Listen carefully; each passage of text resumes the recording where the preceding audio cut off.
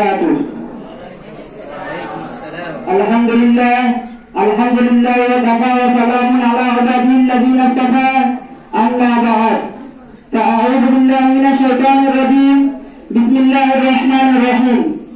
قال الله تعالى: إن عدة الشهور عند الله 12 شهرا. صدق الله العظيم. وقال رسول الله صلى الله عليه وسلم: أفضل الصيام بعد رمضان شهر الله المحرم.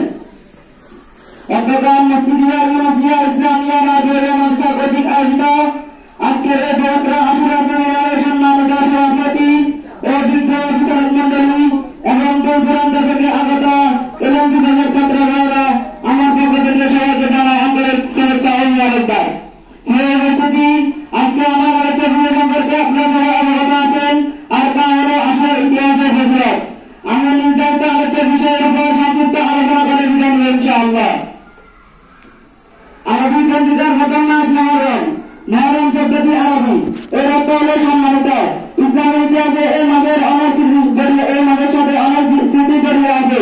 এই কারণে এই মাসকে সম্মানিত হিসেবে আখ্যায়িত করা হয়েছে এবং হাদিসে এই মাসকে শাহরুল্লাহ অথবা আল্লাহর মাস বলে।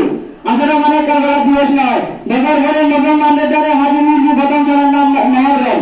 এই দিনে মানবতাকে স্মরণ করিয়ে দেয় অনেক গুরুত্বপূর্ণ ঘটনার কথা এবং এসব ঘটনা হয়েছে ইতিহাসে জোয়ার কথা ও উদান পতনের গুরুত্বপূর্ণ ভূমিকা।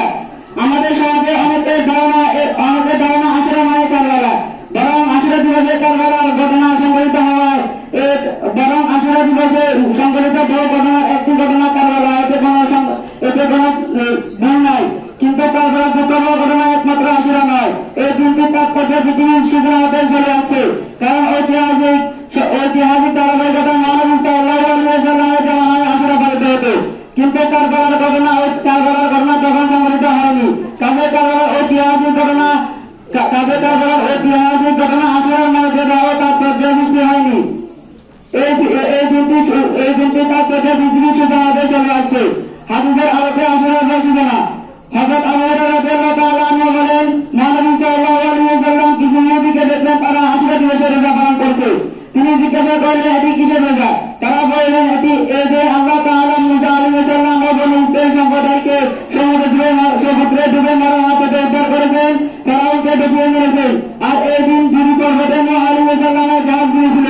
তার নূহ আলাইহিস সালাম ও মুসা আলাইহিস সালাম এই দিন আল্লাহ তাআলা সন্তুষ্টির জন্য রোজা পালন করেছে।